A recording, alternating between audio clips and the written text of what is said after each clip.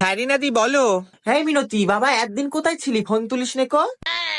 আর জানোই তো সংসারের যা ঝামেলা, বলো। শোন, খবর পেয়েছিস? ওই নন্টের মা রাস্তার ধারে তো দুতলা বাড়ি করছে। দুতলা? নন্টের মতো সবজি বিক্রি করতো, অত টাকা কোথা থেকে পেলো? ও বাবা, বাপের বাড়ির তো কদিন আগে জমি বিক্রি হয়েছে, সেই টাকাতে বাড়ি করছে।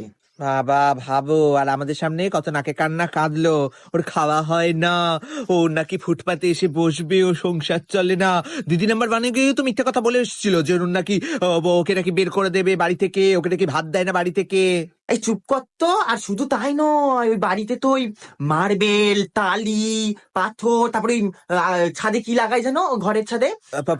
ফল সিলিং, ফল সিলিং। হ্যাঁ, ওগুলো লাগাচ্ছে তো।